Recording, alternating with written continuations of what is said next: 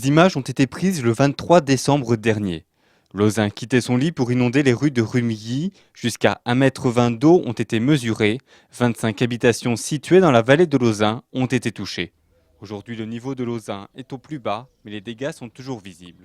Un arrêté du 30 mars 2011 reconnaît désormais l'état de catastrophe naturelle. Celui qui était assuré pour le ruissellement des eaux, il touche une partie de son assurance. Et celui qui n'est pas assuré pour le ruissellement des eaux, il ne touche rien du tout. Donc maintenant, avec le classement en catastrophe naturelle, il faut qu'il refasse faire une expertise par son assurance et il va être dédommagé.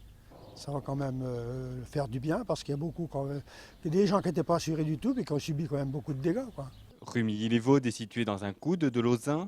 Le risque d'inondation ne date pas d'hier. Arrivé en 1943 dans le village en tant qu'instituteur, Jean Donnet se souvient. Je pense que j'en ai connu presque une dizaine, depuis 1943 jusqu'à ce jour. La plus importante pour moi, c'est celle de 1943, très certainement, où j'ai vu passer devant le manoir des traverses de chemin de fer.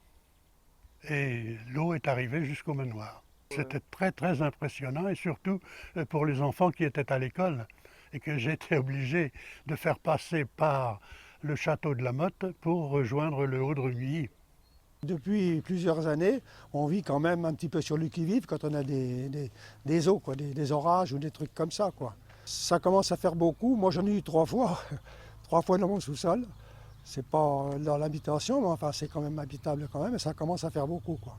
Pour éviter de nouvelles crues à l'hiver prochain, le syndicat de Lausanne, qui a la charge de cette rivière de 25 km, est à la recherche de solutions. Il étudie la possibilité de retenues d'eau. Depuis 1978 qu'on en parle des retenues d'eau et il n'y a toujours rien de fait.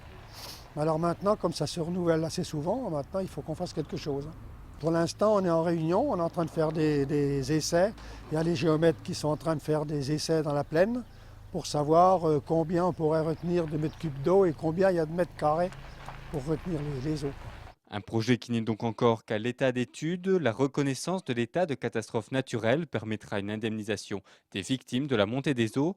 Mais pour le moment, aucune solution à long terme n'a encore été trouvée. Les habitants risquent de passer un hiver de plus les pieds dans l'eau.